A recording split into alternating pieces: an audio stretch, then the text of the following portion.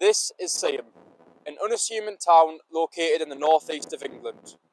But what you might not know is that Seaham has a rich history built on coal mining industry. Now let's take a step back and show you what Seaham's really all about.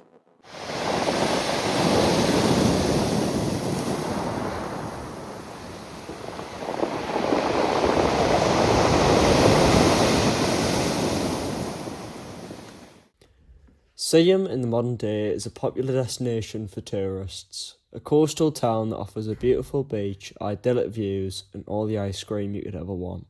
Below the surface, however, lie some darker sides. As locals in the town, me and Jacob have seen the good and the bad of life as a resident of Seaham. On one hand, we have a town where we get to wake up every day with a seaside view, with places like the Lookout and the Blast Beach on our doorstep, being able to go out and have everything we need at an arm's reach. Social life and day-to-day life are brought so close together, with most things being 10 minutes walking distance from each other. We have the beach, the shopping centre, the industrial estate, the green spaces and the housing estates in such close proximity that everything is easily accessible to all residents all the time. On the other hand, Seaham can be a very difficult place to live at times. For every nice house and gorgeous view, there is a place that feels dangerous or depressing. Many residents of Seaham struggle to get by each month, with the average wage working out to be less than £30,000 a year. There is an increasingly antisocial culture growing in Seaham, and as the hostility grows, the crime rate rises, and the community grows further and further apart. There is a huge disparity in Seaham between those who live above their means, driving fancy cars and living in big homes, to those who can barely afford to heat their council houses and put food on the table for the people they're just trying to keep alive. Now that you've seen what Seaham looks like today, it's time to rewind the clock and go back in time. Seaham had three main collieries that were central to the town's development. These were Seaham Colliery, Dordon Colliery and Vane Tempest Colliery. Each of these mines had a different role and developed at different times, but all of them were connected and worked together to support the coal industry in the area.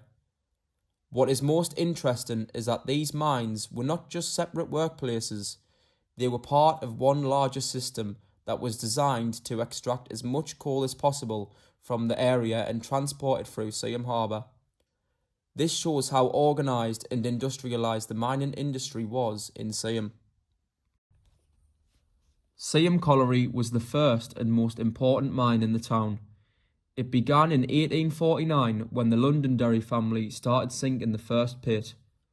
This colliery was the main reason Seaham developed into an industrial town.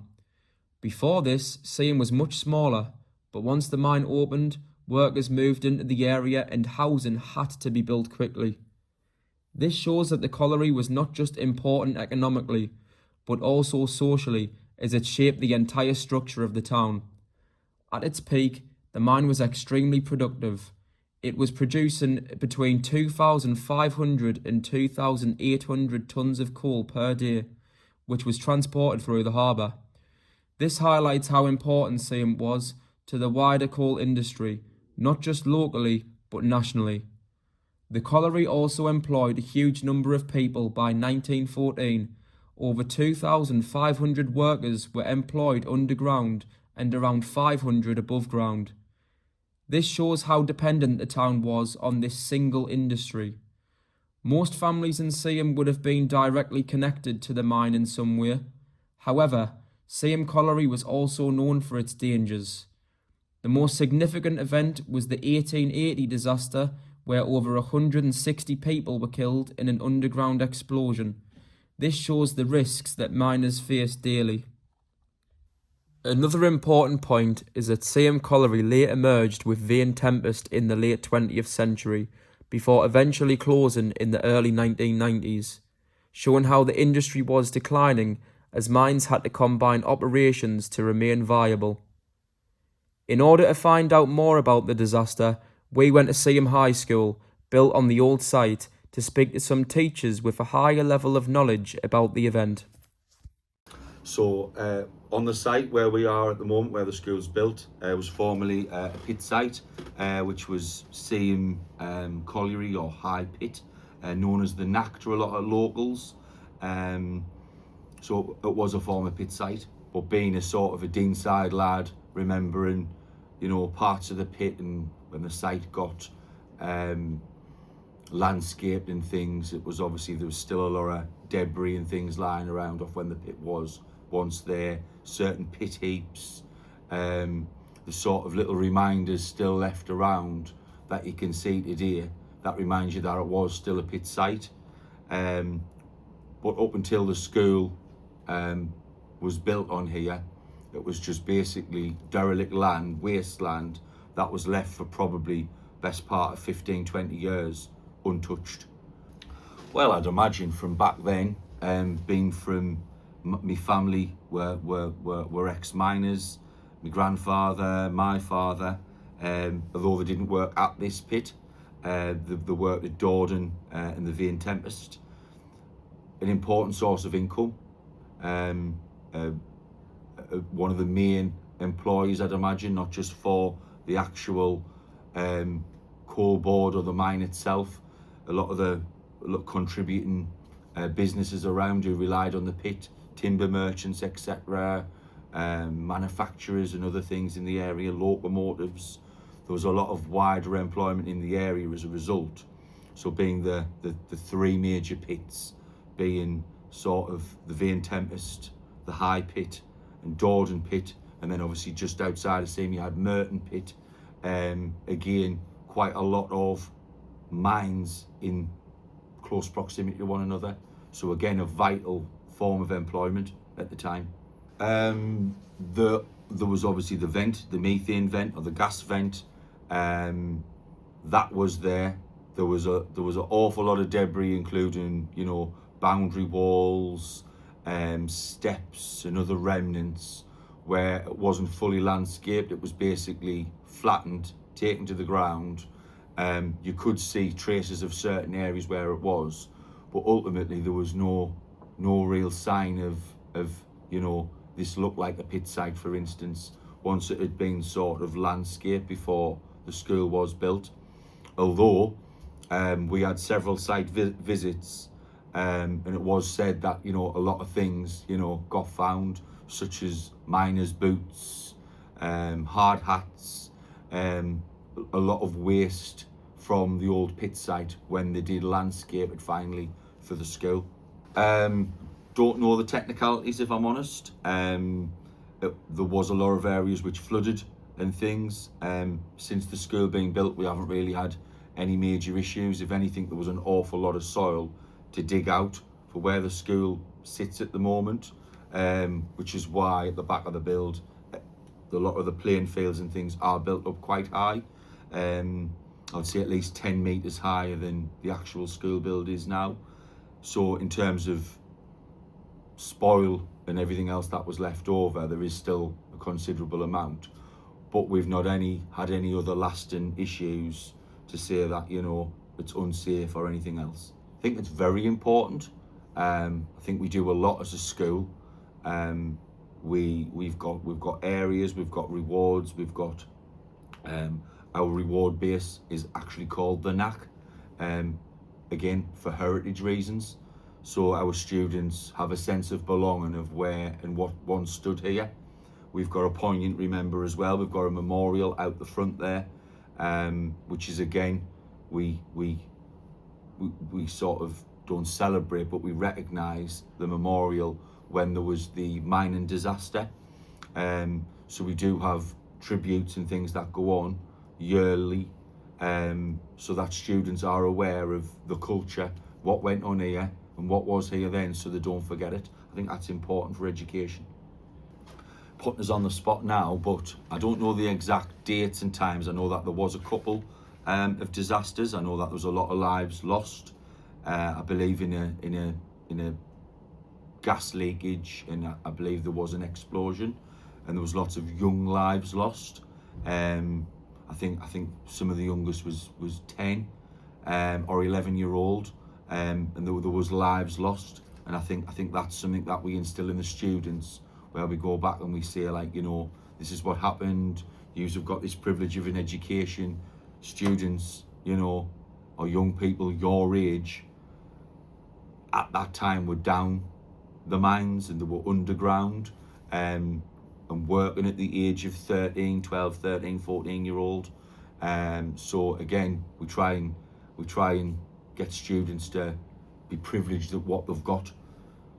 So my understanding of it, Jacob, was that it was an explosion basically of coal dust, and then that resulted in catastrophic loss of life. I think it was 164 men and boys who were killed in a community of this size at that time. You know, the impact of that, if you imagine the ripple effect on families and so forth, would be devastating really for the community. So one of the things we try to talk about with the students now, the impact. So as well as the loss of life, you've got, you know, women being widowed. There's over 200 kids who were without a father growing up, you know, in a time where I suppose kids had to grow up really quickly, and you've got young lads then becoming man of the house and everything that goes with that. So I think one of our jobs now is to try and keep our students grounded, that even when, you know, we all complain from time to time about being at school, or, you know, we could have done with a couple more hours in bed and things like that, that actually we've got it pretty lucky compared to some of these guys that came before. Yes, it was 1880, and I think when it's mentioned in assemblies, and it's mentioned quite regularly in assemblies, I think a lot of the students, the default reaction is, oh well, that's, you know, it's ages ago. But in reality, when you start putting it in their own perspective of sort of great grandparents and things like that, they can find it a little bit relatable. And when they start doing the history lessons, it's probably one of the more recent parts of history, when you think, you know, they're coming in and doing about the Romans and the Egyptians and all that kind of stuff. Suddenly when you realise that these people were walking on our turf here, so to speak, less than 150 years ago, I think it really brings it home. So my understanding is, in regional terms, in the northeast, there was one in Blythe that I believe had a greater loss of life. I think that was over 200 men that were killed. But my understanding is that, it's hard to compare these things, but Seaham would be kind of a more compact community. Mm-hmm. So maybe the impact of 164 lives in a town the size of Seaham, you could maybe consider to be the biggest one in terms of the number of families affected. And from what I understand, you know, that there wasn't really a street in the town that wouldn't have been affected in some way, whether it was a dad, a granddad, a son, next door neighbour. So yeah, I think second only to Blythe in terms of statistics, and I think that's why we want to remember it so much, really. I remember when I first came to work here, not really from the area, and the head teacher at the time asked the candidates to do their interview lesson on something that was local to the community. So I kind of picked the mining disaster to base the lesson around, and it was interesting that some of the kids knew a lot about it because they had people at home who'd had it passed down or whatever, and others it was entirely new to them. So I think it's a big responsibility for us as a school to keep that going, really. Dordon Colliery was developed later as the mining industry expanded. It opened in the early 20th century, with production starting in 1907. The main reason Dordon Colliery was created was because the existing workings at Seaham Colliery were becoming more difficult and expensive to manage. This shows that mining companies were constantly looking for ways to improve efficiency and access new coal seams. The location of Dordon was also important. It was built closer to the coast, which allowed miners to reach coal reserves that were further out, including under the North Sea. This shows how advanced mining had become, as they were no longer just working directly under land. Dordon Colliery became very productive. By 1910, around 3,300 miners were working there and producing around 1 million tonnes of coal per year. This is a huge amount and shows that Dordon quickly became one of the most important pits in the area. Another important aspect is how Dordon influenced the growth of the local community. The Londonderry family built large amounts of housing to accommodate the workers, turning Dordon from a small settlement into a proper mining village. This shows how closely linked mining and community development were. Unlike Seaham Colliery, Dordon doesn't seem to have had one single major disaster, but there were still many individual accidents and deaths over time. This highlights that danger was constant in mining, even without large-scale explosions. Dordon Colliery eventually closed in 1991, showing that even late into the 20th century, mining was still active in Seaham before its sudden decline. Opening in 1926, Vane Tempest was the youngest of its counterparts. It was created with the intent of reaching further down into the ground than the other collieries ever could, as the capabilities were simply not there before this point. Although the work done in Vane Tempest was considered to be extremely important, it was nowhere near the sheer scale of the other two pits in Seaham, employing just 1,300 workers at its peak. Although it was not of the same working capacity as Dordon and Seaham, it still brought with it a close-knit community, now known as East Shore Village, and it is still remembered today. Vane Tempest was extremely advanced, as it was able to utilise certain freezing techniques to dig far, far deeper than Seaham and Dordon, and was able to do this while also expanding into the North Sea, something which Dordon had once been seen as advanced for being able to dig beneath. This technological edge, as well as how late it was open, leave it as no surprise that Vane Tempest was Seaham's last standing pit, holding out on closure until 1993, at which point it finally succumbed and admitted defeat. We think Vane Tempest is special for this, as its closure was almost like the final nail in the coffin for a town which had seen so much prosperity and growth from the mining industry. And we can imagine it was probably quite a daunting thing for miners and their families to have to face, as they would surely have known that everything they had known for generations about work and life was going to change in ways they had never seen before. As the youngest pit in Seaham, and the last one remaining, Vane Tempest was very important to local people. We spoke to my granddad, Tommy Gibson, to find out just how much of an impact it had on the lives of its workers. I'm Tommy Gibson, and I worked at Vane Tempest Colliery from 1964 till it closed 1992. I started off as a data worker, then went up to power loading, then I went on to deputy work and overman work. I wouldn't say it was safe. You made a lot of friends in the mine, more friends than enemies. It was a hard life, but it was a life what brought my family up. I have seen a couple of bad accidents and that, like, actually my own brother, he had a bad accident at the pit where he ended up losing his leg. We had another colleague who was more or less decapitated on the coal face. That happened through, he was actually he was on the coal cutting machine, and there used to be a arm used to stick out from it, which the electric cable used to be dragged on, and unfortunately he put his head where it shouldn't have been, and it killed him.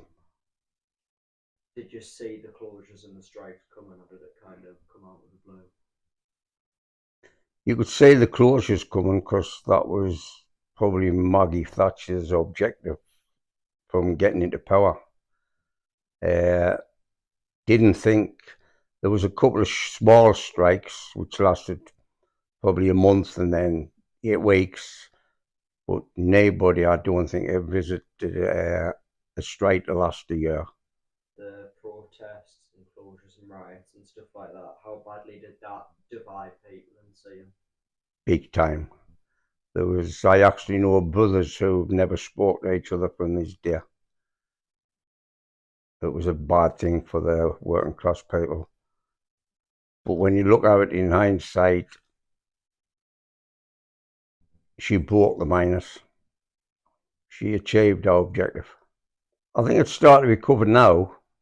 You had maybe a couple of decades where people struggled once they'd spent a bit of redundancy money, which some people did, unwisely in some cases, but people struggled for a while, but a lot of the friendship went because people didn't talk to people.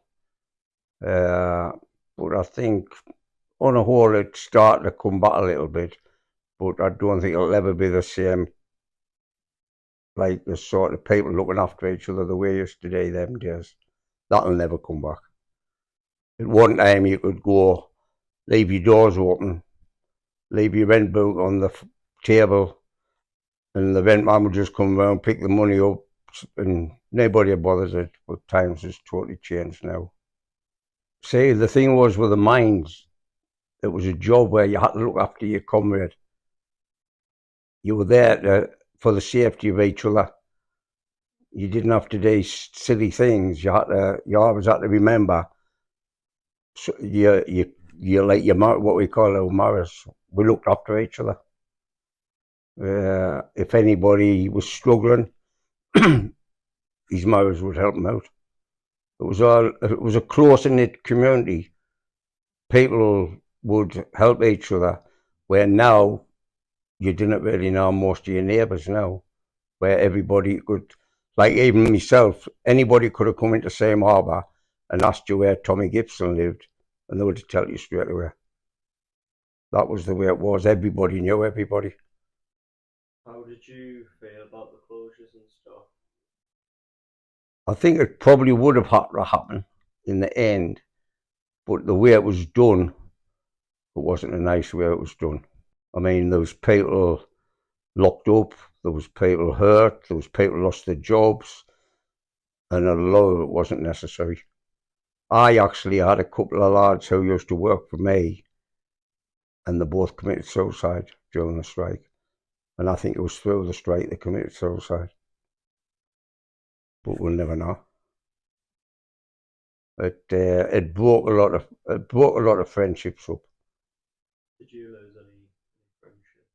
No, I was pretty lucky. Like, I mean, I always used to believe, even when I went on deputy work in Openwell, I always believed in treating a man the way I would want treating myself. So I'm always go on with the lads. There was no problem at all. But it was a hard time, bad time for them. I was in strike with the two small strikes, but I was an official with a big strike. Well, it was funny. They requested us to go in, but I would never cross a picket line. I lost my dad the day the strike started. I had three brothers working at the pit, and I would never ever cross the picket line. I used to have to go to the official picket line, and I used to say, do you want us to go in, do the safety, or would you rather us stay out? And they asked us to stay out, so I used to just turn around and come home. It was a funny situation. Yeah, you weren't officially striking, but you wouldn't cross the picket line. That's right. I wasn't officially striking because I was in a different, but I never ever crossed the picket line. What does Seaham as a town mean to you? Same was everything to us. We had a great shopping centre in Church Street. Proper shops, not what we've got now. We had proper shops, we had butcher's shops, fruiter's shops, clothes shops, shoe shops. Woolworths was there. The shops was excellent. Them days you didn't have to go into Sunderland to shop. Everything was in Same Harbour, what you need. We had 3 picture houses. And then we had what the miners enjoyed most of all. We had tons of pubs. And we had the workmen's clubs. It was, for socialising, I would say it was a better place then than what it is now. Health-wise, it's probably although there again, you've got different problems nowadays, what we never had in them days. I think Same could be made into a brilliant place. It's whether we've got the people who's leading it has got the common sense to do it that way. I mean, I think Church Street on a whole needs revamping. But if Samely, I don't know if it's true, they're going to get a lot of money, and I think Same could be made into a lovely place. We've got the marina, we've got Tommy, we've got the seafront. What you need is a good hotel, and you need these shops and all that revamping. You didn't need these vape shops and Turkish barbers and nail shops. That's the only thing you've really got in Church Street now, apart from 2 or 3 old businesses. I couldn't say it worse off because them days we didn't have a lot of money, like I said, but we enjoyed ourselves better, and people, the community was better, and people would help each other more. The problem is with it now, you didn't really know people in the same. You can go down to same. At one time, I would start at the top of Church Street, and it takes 2 hours to get to the bottom talking to people. Now you can go down Church Street, and you don't know anybody who's there. We seem to be getting people from all over the place. Whether it's a good thing or bad thing, I don't know. But you haven't got that friendship there, what used to be there. Well, this is the lamp I got when I went on to deputy work. Obviously, it's a silver lamp because that's what the officials used to carry. The miners used to be like more or less a brown brassy lamp. Yeah. And we used to have we were allowed to, if our lamp went out, obviously, and there was gas about, we had a striker. We could set it up, and then we'd come out by, set it all up, and then go back into where we were working, and we would actually test for gas. If there was more than two, we had to withdraw the men. Yeah. Once it started there, and that was the lamp that we used. Regular miners didn't have them. Yeah. That was the only men that had them was the officials and management. Theirs went out. It was no good to them. Right. That had come to the bank to get really late. Yeah. We had to re-strike this one down the pit, as long as I was in a safe environment. And then you've got which there's not many of these left, I think now. You've got the Tortons, what we used to go down the pit, and then my Tortoise, 792, that was my number. Mm-hmm. That was my pit number. I would put the zinc one in when I went down the pit. That proved I was in the pit. Mm-hmm. And then when I come out the pit, I put the brass one in, and that showed I was out the pit. So it was like it was a way of finding who was in the pit and who was out the pit. That was the way it was. And then obviously the key, that's me lot of key where I used to keep me clean clothes and then get me, that key fit both me lockers. Yeah. I had the clean end and the dirty end. So is that for just obviously? That was just for clothes. You used to go and be clothes on, dress into your pit clothes and away down the pit. But that'd be a good age now, that way. Yeah.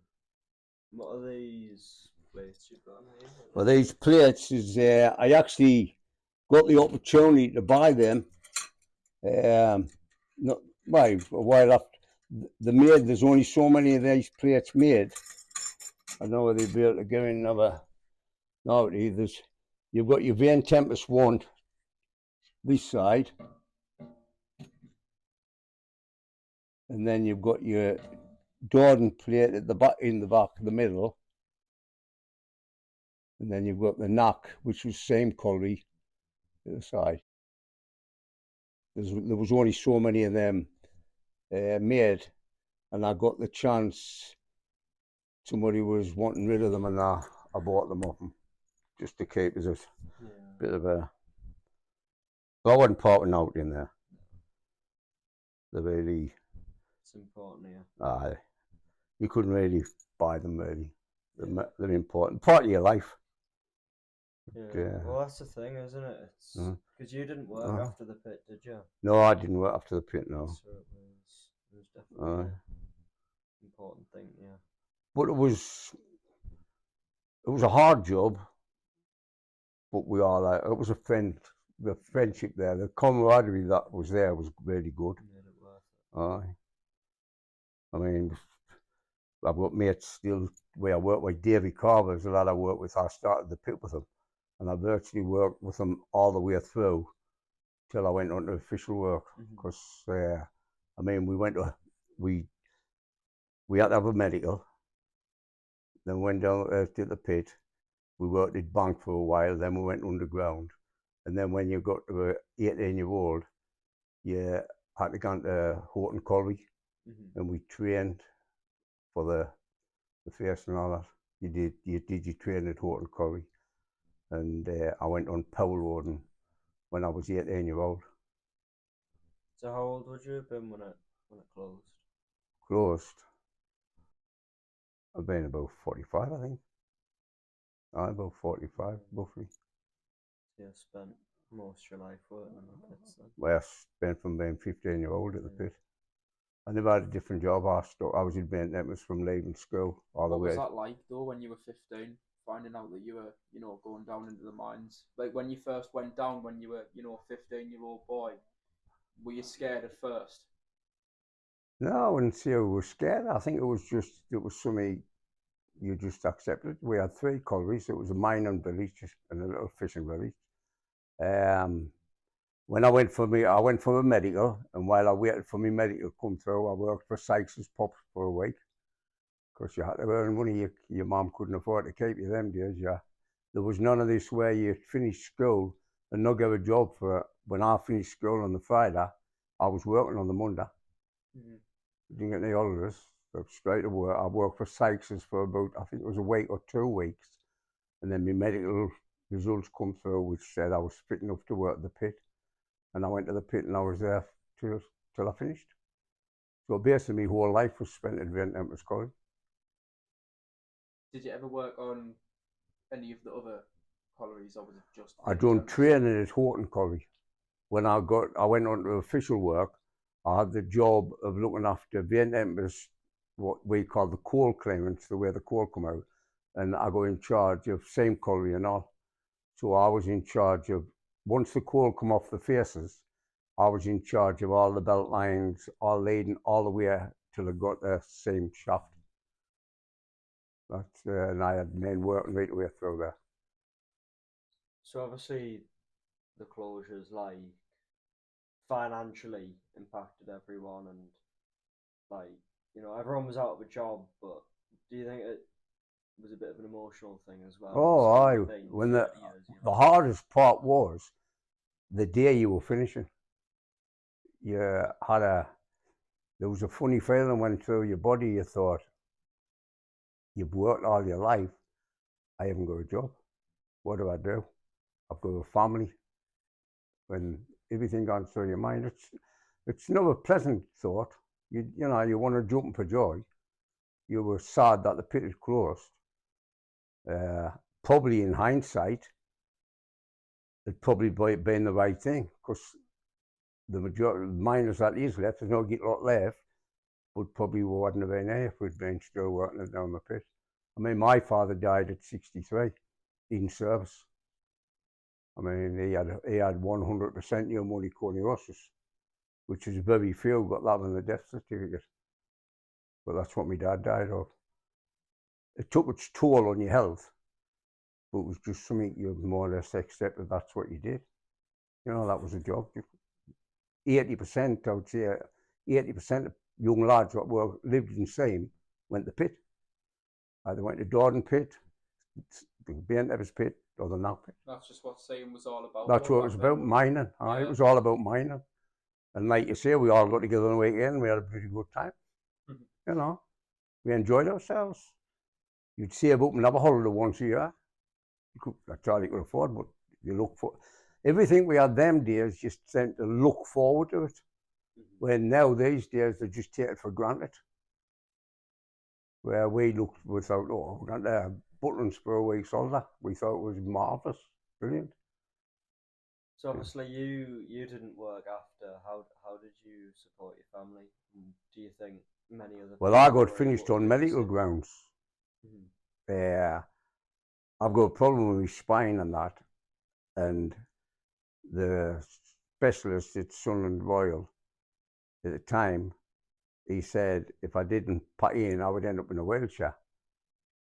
So basically, I was finished on medical grounds when the pit finished, But I mean, I was probably lucky in some ways, because I still had a little bit of income to support my family.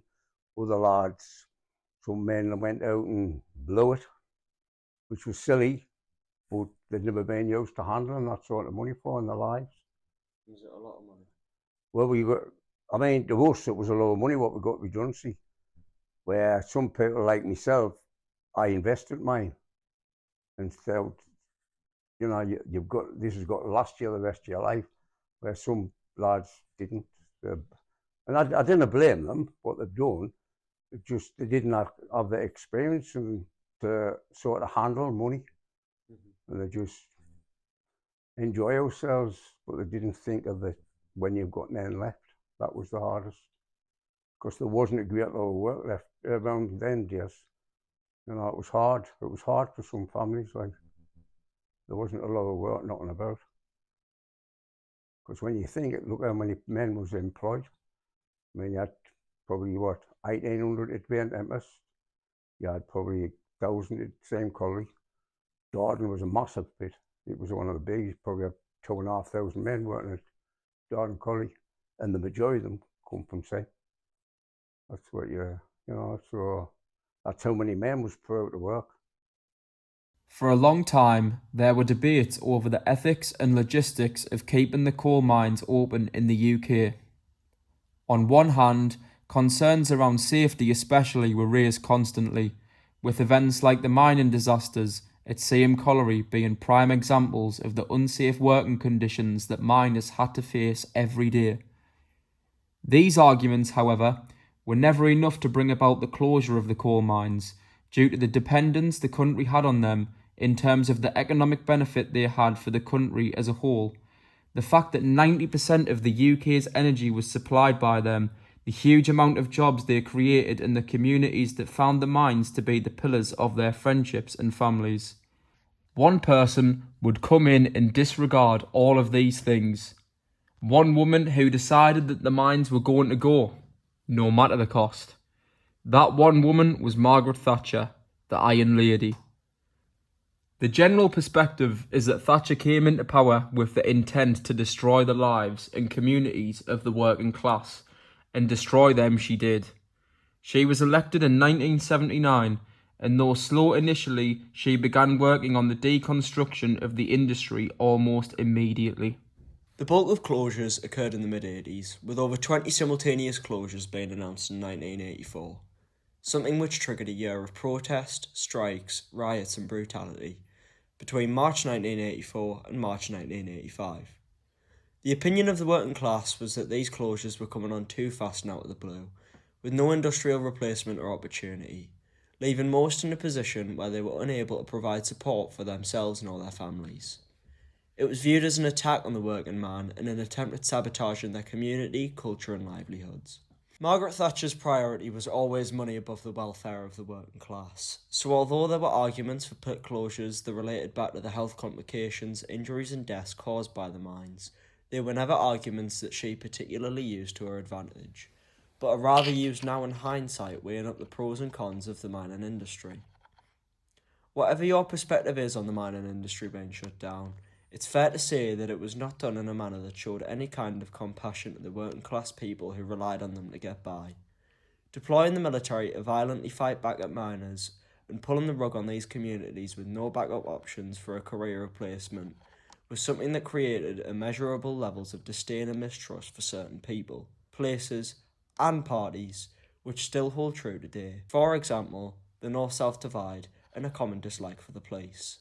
This conversation is one of great sensitivity and is political in nature, so we felt that talking to Ray Sutherland, ex-chairman of the Miners' Union, turned financial advisor, could give us some insight into what Thatcher's plan was, how she executed it, and what impact it had on the people of Seaham. I started the pit in about 1976/77. From a very young age, I was interested in going to the lodge meetings, etc.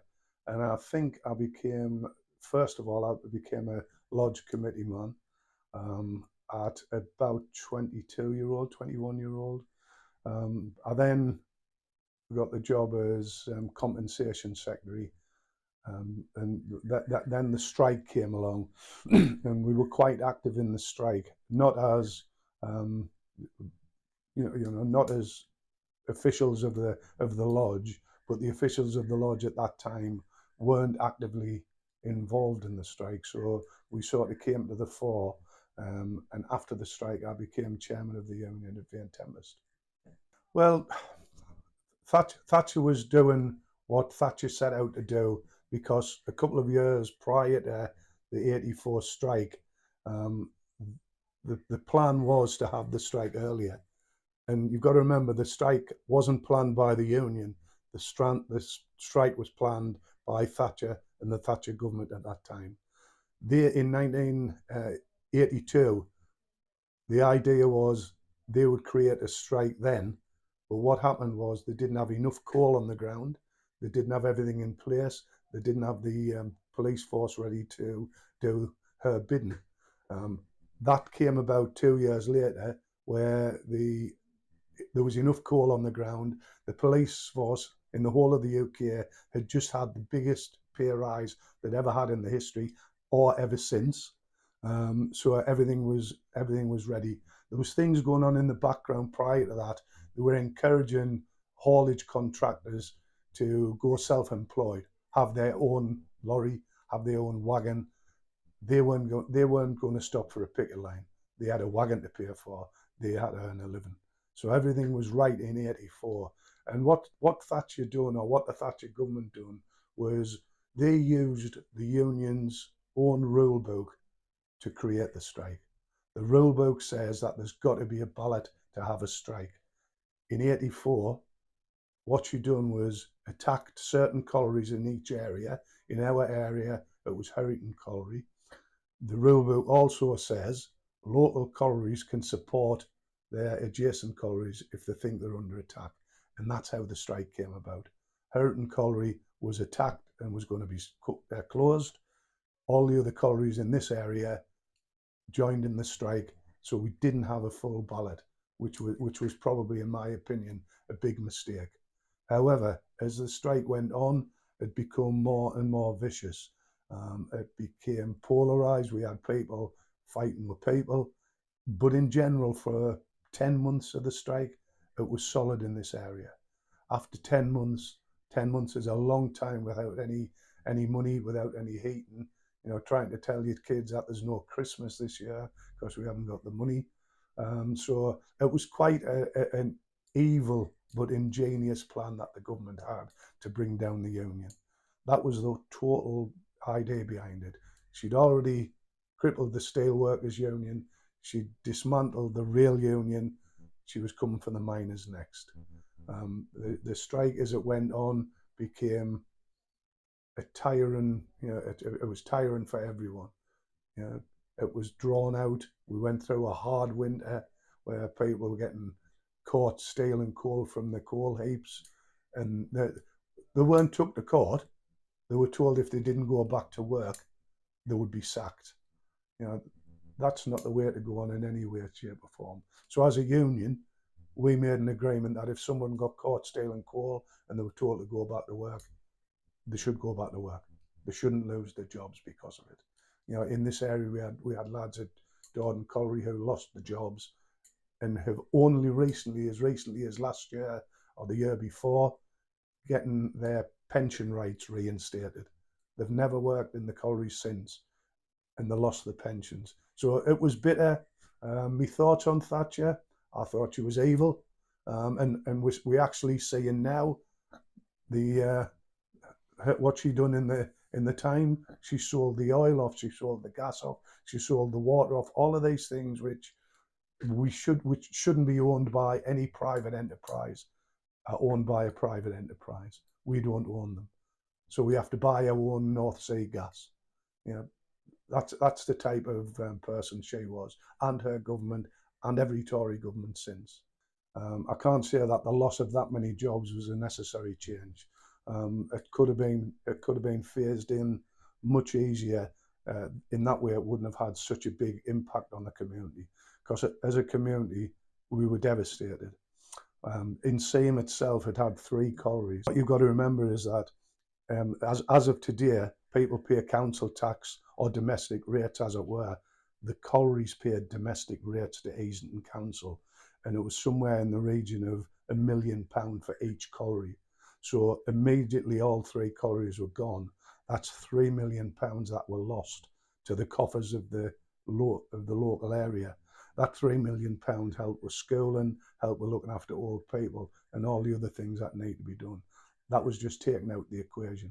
And if you equate that to all the collieries in the east of Durham, that was probably about £6 or £7 million out of the budget.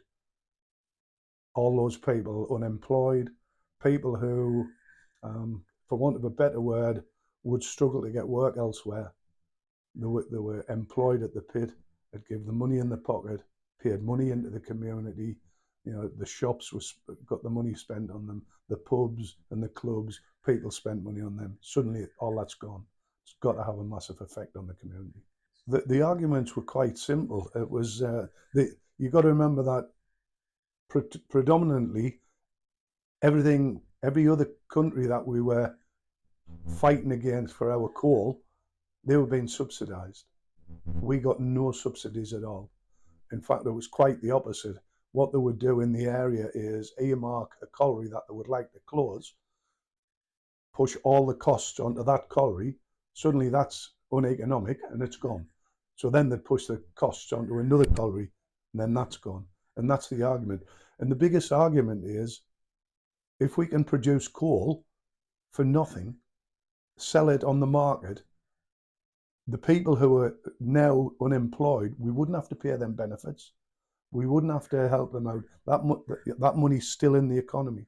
So it really was a false idea that all these collieries were uneconomical, because they weren't.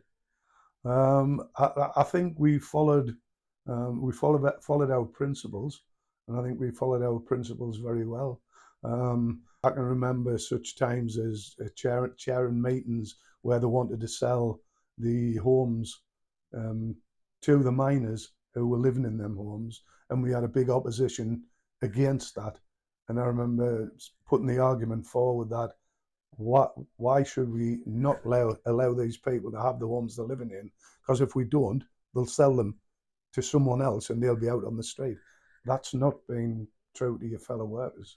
I'd like to think that people remember initially how strong they were and how the miners and the miners' union, through driving forces through the Labour Party in the early days, they've got to remember that that's why we've got public parks, that's why we've got the NHS, that's why people can have time off when they're sick, that's why that's why people have pensions. All of these didn't come about because someone in authority decided that it would be nice to give people things. They came about because people fought for them. And in this world, and more so further back in time, you get nothing if you don't fight for it. And it's through centuries of struggle that young people and old people have got what they've got now. Nobody came along and gave it by right. You have to fight for it. And I would like to think as a union, we fought till we couldn't fight anymore. Well, obviously the mines are gone, but it's important that we keep the history of the mines in Seaham and everywhere else alive in people's minds and in their hearts. And in the modern Seaham, we're now probably third, in some cases fourth generations who don't even know there was collieries there. We've got to keep, it's part of our history, good, bad, or indifferent. It's part of the history, and we've got to keep that to the forefront of people's minds. I'm not saying that we should not move forward, because the transformation in Seaham it's been wonderful. Because we could have been like lots of other places in the country where they haven't picked up from losing the mines. We've picked up massively. That's mainly because of our geographical position. For a long time after the closures of the mines, Seaham struggled. People had huge money problems, with many people struggling to find work in the area, as there was a massive lack of industry replacement to fill in for the redundancies the mining closures created. This total lack of opportunity and money also brought on declines in social life, with depression rates rising higher than ever before in the town. Seeing how bleak the future of life in Seaham was beginning to look, people quickly began leaving in search of work elsewhere, and the population shrank at a rapid rate. Those who remained were increasingly relying on benefit systems to get by. Seaham also struggled environmentally, as the land had been left in ruins, polluted by the abandoned mines and neglected by the same people who had put it in the state it was in. The Blast Beach, for example, was littered with debris from the mine shafts, and the water was heavily polluted, turning black and killing the seabed for 7 miles out. This further affected the livelihoods of local people, as fishing became much harder due to most aquatic life being killed off by the polluted water. Social unrest is still quite strong. Attitudes towards the police have been permanently affected, and relations have never fully recovered. Stereotypes towards people from the south of the country have been created which only encourage the hostility of the north-south divide. The closures and riots cost this region a lot. There has had to be so much money put into restoring the environment and job opportunities. There have, however, been improvements. Things have started to look up for Seaham. Walking around, you can see that people are happier and better off. The job opportunities are increasing and the population has not only stabilised since the decline, but begun to expand. There is still progress to be made. There are still people struggling and local people still face disadvantages compared to the rest of the country. But things are starting to look up for us. So, what would you say your favourite thing is about Seaham? The amount of small local businesses there is, especially in the hospitality sector. There's just so many small local food spots, coffee spots, cafes, the works. You're not hard pressed for hospitality around here. What do you think of the people in Seaham? We're all just a lovely bunch. I'm not from Seaham, but it feels like I am. Like everybody around here, if you know someone, they're going to say hello. It's the same as a lot of these small towns around this area. Just everyone knows each other. Everyone says hello. It's lovely. What's your favourite place in Seaham? Well, I feel a little bit biased. Are we excluding this? Why not? Just the general coastline. We've got some lovely coastlines in the northeast, and I think Seaham is definitely one of the best ones. Parkside or Ropery Park. Anywhere in like bottom end, because you know, like in Seaham you've got top end and then you've got bottom end. Never went to top end when I was a kid because I always got told to stay away from them dangerous areas. So I always hung about round here, Dordon, and then like Ropery Park and that after school. Well, I used to just live up on Princess Road, so it was like the back streets where there's a little corner shop, and I had a mate called Miles, and we used to stand on the side of the road, and we'd wave at people, and we'd say like whoever gets the most people to wave back in like 10 minutes, the other one has to buy them like a pick and mix or something from the shop. What, is that the shop on the corner? Yeah. Oh, It's a Premier now, I think. But back in the day, it was like I think it was a Shaw's or something. That was brilliant though. Like I always used to win. I think it's my pretty face. Do you know what it is though about Seaham? I think it's like, I don't think a lot of people know about Seaham, and if they do, they've only heard like bad things about it, because it is kind of seen as like a rough area. Yeah. And there is a fair bit of crime that happens, but like what people don't understand is there's like good people that live here. It's actually a really good community. Like, not so much now as it was even when we were kids. I feel like everybody was way more sociable when we were little than now. But honestly, I think you go out and see them, 90% of the people are lovely. Most people will say like, oh, you're alright. You won't have a clue who they are. But yeah, people talk to each other, don't they? Most people are just like dead canny. I think that's one of the things that everyone's kind of said as well, who we've like spoke to, you know what I mean? Like, it feels like it's become less and less of a close-knit community, but it's weird because even when we were growing up, I mean, the mining strikes were decades and decades before, but the community still did feel a lot closer in it. I feel like you know everyone on your street and you know everyone the streets either side as well, you know what I mean? I mean, growing up, I used to knock about with obviously the lads on my street, but then also the lads on the street behind, and then kind of people up in Parkside as well, you know what I mean? Like everyone knew each other to an extent.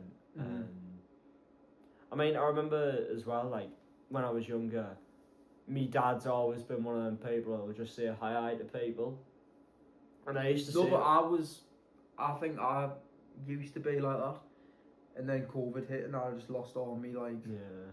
But I think I was the same. I was really socially anxious after COVID and stuff. But like I used to always say it to me dad, I was like, oh, do you know them? And he'd be like, no. And I'd be like, well, why are you saying hi to them? And he was like, it's just nice, you know what I mean? But people would do the same back, you know what I mean? Whereas I feel like now it maybe doesn't happen as much, but I still do think that the people you meet and see them and the people you walk past are canny people. You know what I mean? They are a bit rough. You know what I mean? I think like, everywhere around here though has got its nice ends and its like rough ends. But people don't have a lot in seeing. You know what I mean? They never really have. So it's like all people really have is each other. And I feel like that's why the community has kind of been the biggest positive of Siam, even since back in the days of mining. You know what I mean? It was like, well, you didn't always have money, you didn't always have food to put on the table. You never really had a lot, but you always had people. You always had people who'd look out for you. Everyone stuck up for each other. Exactly. It was like you could always go to people for help. And I feel like even now that like it's lost a bit of that. If you live in Siam, you can always rely on the people who live around you. You know what I mean? And I feel like that's not something you can say for the rest of the country all the time. You know what I mean? Siam has been through a lot for a relatively young town. We only want it to grow and become a better place for the people living there. But we know that sometimes you do have to look backwards to move on. Siam as we know it, and whatever it will become, is built on the sacrifices, hardship and dedication of the miners who established it. We are proud of our local area, we are proud of Siam, and we are proud to say that it was forged in coal.